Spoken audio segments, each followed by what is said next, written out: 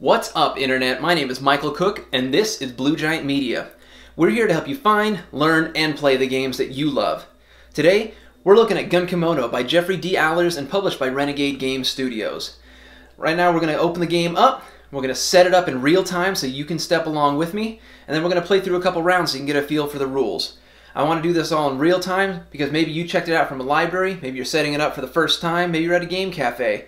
But we want you to get a feel for how the game is set up in real time, get a feel for how long it actually takes to set up, and then get a feel for the rules as if we were playing right into it so you can just follow along and then get playing as quick as possible.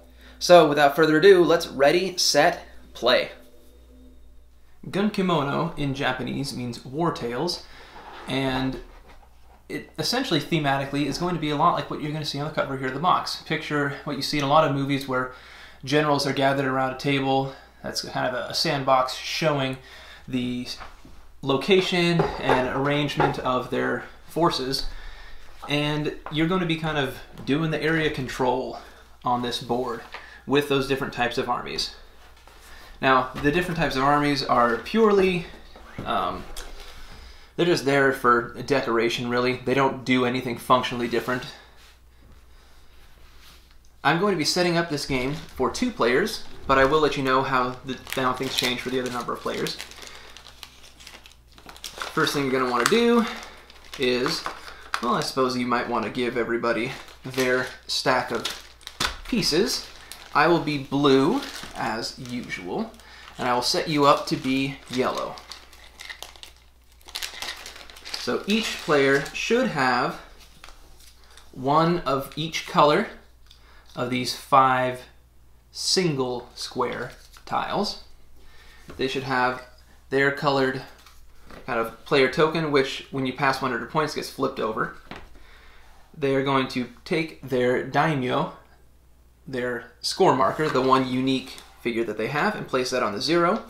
And they're going to take their 2 fortresses and you're going to place them on the 2 spots that have the number of players that you have. So 2 player for this one and here. There's 4 player would be here and here, 5 player would be here and here, 3 player would be here and here. It's printed right here for you. And then you're going to take each one of these, goes on one space down here. So each player is going to set up just like that. Set you up with that.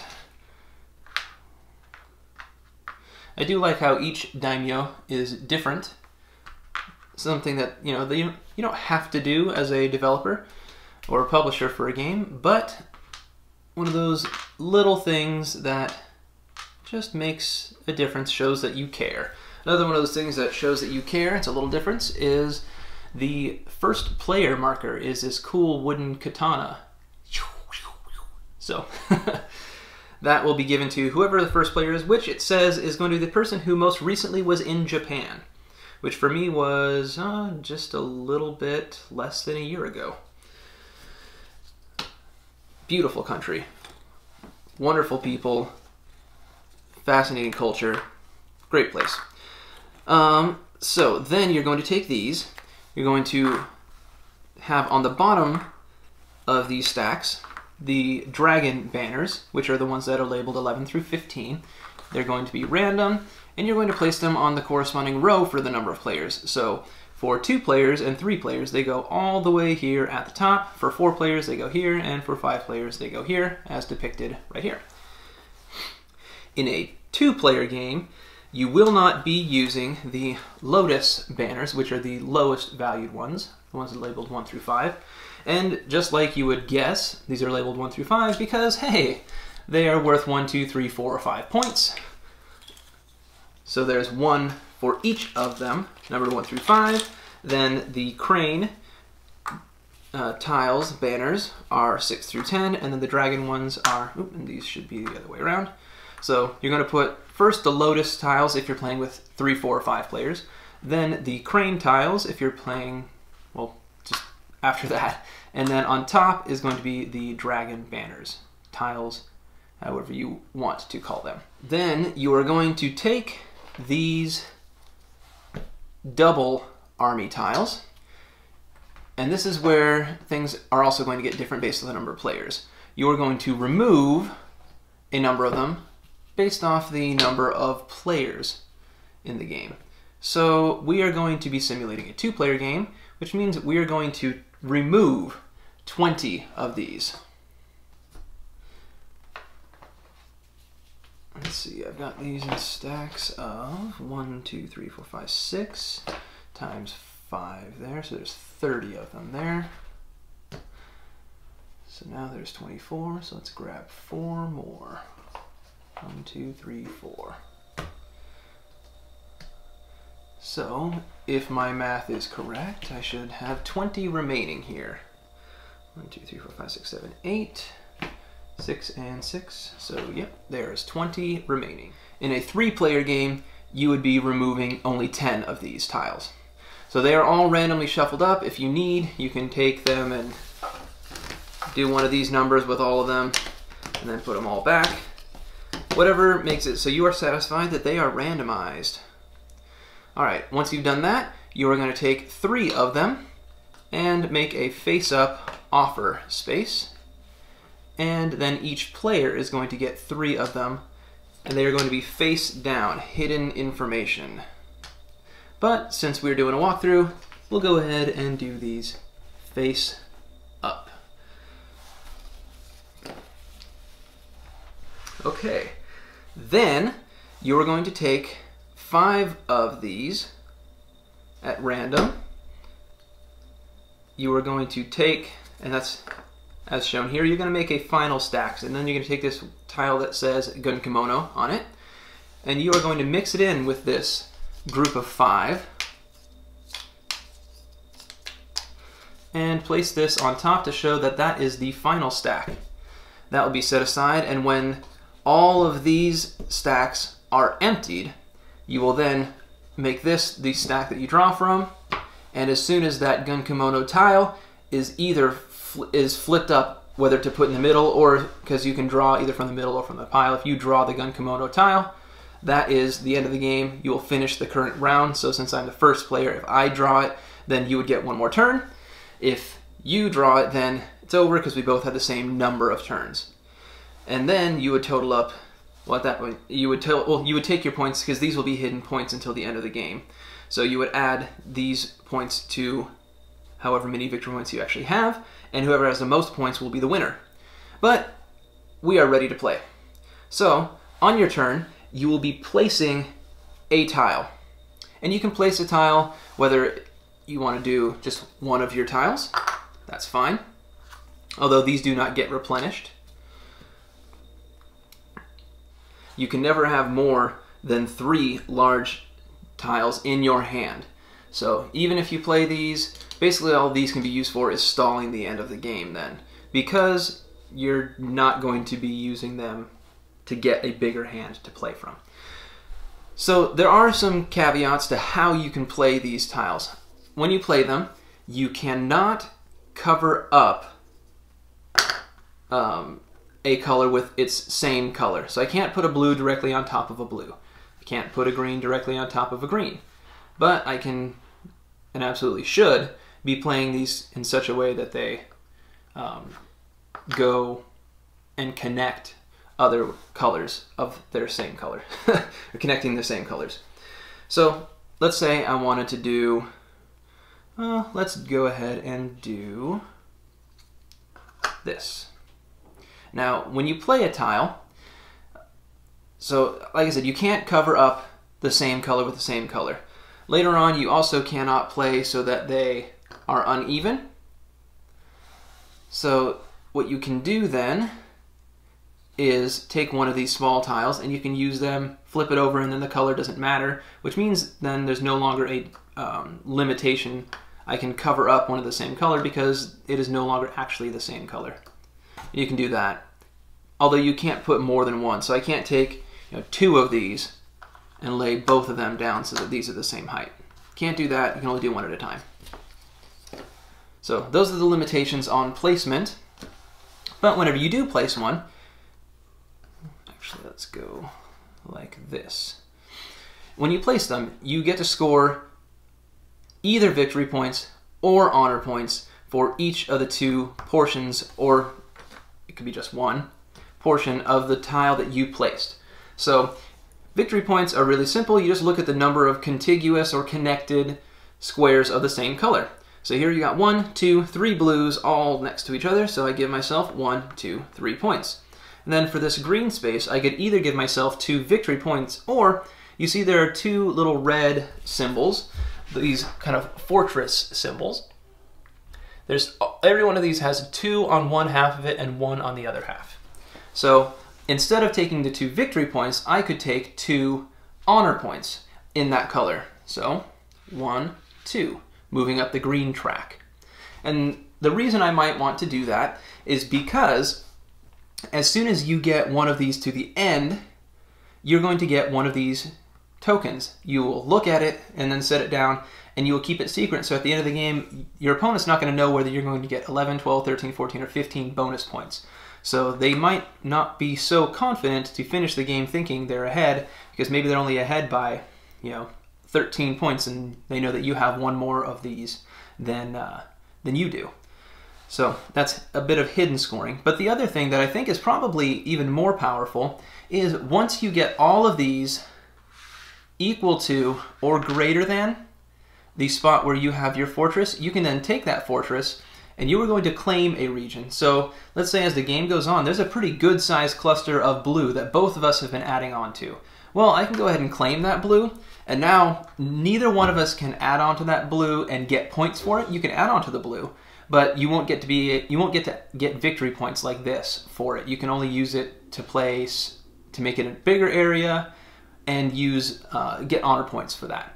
But what's going to happen then is at the end of blue player's turn, every turn, no matter if I went over, over here, it doesn't matter if I went over here, I would then score these and additionally score points, 1 point for every tile that is connected into that area that's guarded or claimed by that fortress. So that residual gain of points is very powerful. So let's say I played that 1 and got my 2 green points.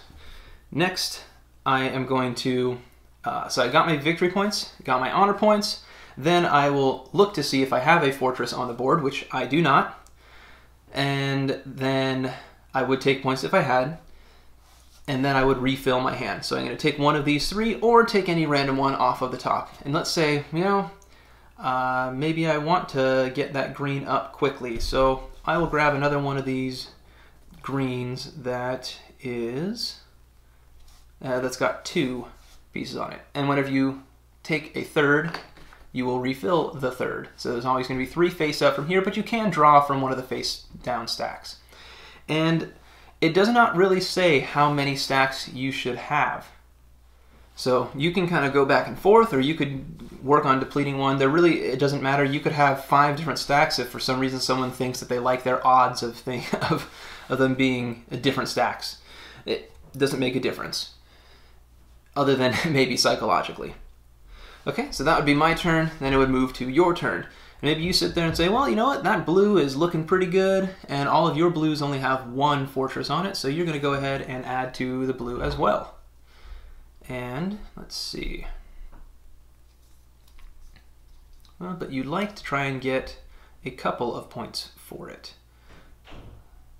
And I don't think you really have a good way to do that.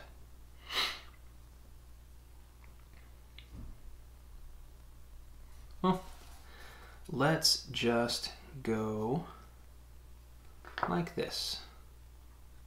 So you will get 1, 2, 3, 4 points for blue, the blue region, and then you're going to go ahead and take 2 honor points in yellow. And you want, see, you've got 2 for brown, 2 for orange. So maybe you want to get another orange. So you'll grab that one and refill. It'll come over to me, and maybe I say, I just want to keep on getting those, but it's tempting. So it's very tempting. You're trying to work on how to balance these 2 things. Usually it's going to be best to use your 2 fortress symbols to increase on the honor track, but sometimes you might say, well, that's just a big grouping of tiles. There might be times where you because of timing, want to use both portions to increase your honor so that you can get your fortress out sooner than somebody else, or get up to the top row sooner than somebody else. So it really varies quite a bit on what you might want to do. I would like to do that, but I can go here. So I will get 1, 2, 3, 1, 2, 3 for orange, and move up 2 on brown. And I would like to go up on, let's grab 1 for orange.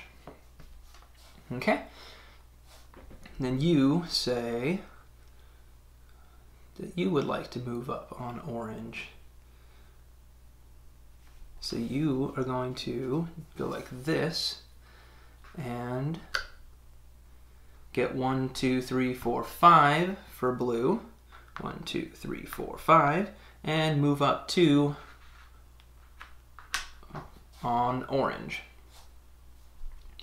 And you're maybe you want to move up green as well. Okay. So you're going to move back and forth like this, adding. So let's just quickly kind of cheat a bit, and let's move all of these up. 1, 2. Move everything up to kind of just advance the stages of things artificially. All right, so now let's see. I might want to see, there's a pretty good sized cluster of that. All right, so 1, 2, 3, 4 for yellow. 1, 2, 3, 4. And we are going to move up 2 for orange. All right, and I need to move up blue, but there is nothing out there that lets me move up blue. I have one that lets me move up yellow, so I'm going to grab one at random. Okay? Helps a little. Just a little bit. All right. So, unfortunately, I'm not in a position where I can play one to move up there, but you might have a chance to. So let's see. If you played this one, no. If you played this one, no. If you played this one, okay. So if you played this one, it would move up your green, your brown, and your blue, leaving just the green to move up. So let's start by moving the green up and see what we can do from there. So let's go like this, and let's get 1, 2, 3, 4, 5 for yellow, and move up 2 on the green track. Then it'll come over to my turn. I would like to move up my yellow. Oh, it's so tempting. There's such a large group of yellow there.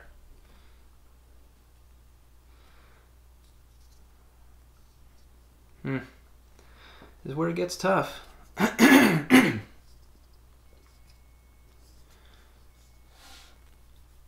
Tough decisions. Well, I'm going to actually forgo that.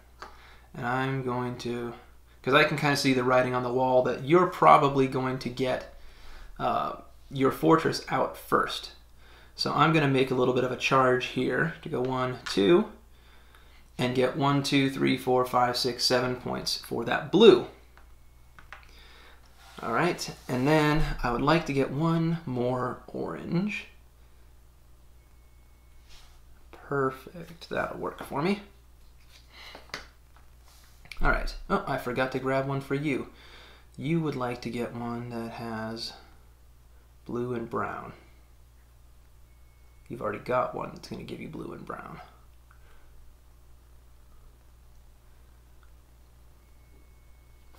You'll do that anyway. All right, so now you can see that things are very close here. You also see that that blue region is getting really big. So what you might do then is grab this right here, and you're going to, so you're going to grab one of your pieces here so that you can make all these blues connect. You couldn't put it this way because it would have been a brown covering a brown.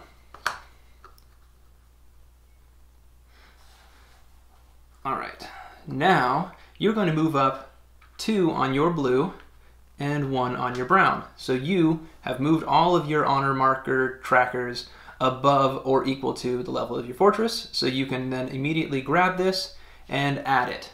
So you're probably going to want to claim this big old blue region. So maybe we put it right in the middle there to try and keep it from being separated too easily. Then you will, so you you passed up the opportunity to score victory points for those since you moved honor points on both of them. But scoring points for your fortress happens afterwards, so you can get the fortress put out and still score. So you're still going to score 1, 2, 3, 4, 5, 6, 7, 8, 9 points for that blue region. 1, 2, 3, 4, 5, 6, 7, 8, 9. So very nice. And I'm just going to grab one randomly.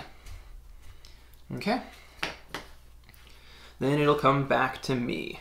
So right now I am going to take this one right here, and I don't care too much what I've got going because I'm going to grab honor points for both of these, but I will go ahead and split your area to try and keep you from getting too many points. And I'm going to grab 1 point, honor point for orange. So now this guy is off the board. I am going to take this. I get to look at it. Only I know how many points I have there. And then I'm also going to move up 2 for the yellow track there. Then I will refill. And right now I'm up a creek. Great, I drew something with blue, which is what I needed the most. And not only that, it's going to be able to get me that yellow, hopefully, is going to get bigger and bigger and bigger, which is what I want to get going for me. Okay, so next, your turn. So you would like to kind of keep building that blue area up, if possible. So maybe we grab this and put it here to work towards reconnecting some of these things. I guess you could go like this even. That's probably even better for you. All right, so you will grab honor points. Well, no, because nobody can score honor or glory, victory. No one can score victory for a region. So even though you added to this blue area and connected it, you cannot score victory points. So you have to take the honor points. So you will take the 1 blue honor point, and then you'll take the 2 brown as well. And then you will grab one of these, which, oh, well, first you score this. So now you go back 1, 2, 3, 4, 5, 6, 7, 8, 9 points again. 1, 2, 3, 4, 5, 6, 7, 8, 9. So as you can see, getting that fortress out into a big region is very useful, especially early on. Okay, so now it goes to my turn, and I need to get that blue. Oh, you need to refill. Let's get you a random one. So I'm going to grab this, and I'm mostly focused on trying to build some other region to be really big. The yellow has got the best chance to get bigger. That's not good for me, but I can do this.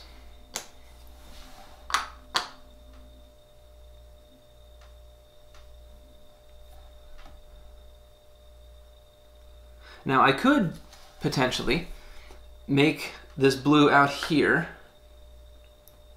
and then put my fortress on this blue and then next round try and connect it. Then you and I would both be sharing the points for that. But, you know, that is just something you can do. But I'm going to work on building this yellow region up. So I will move up 1, 2, and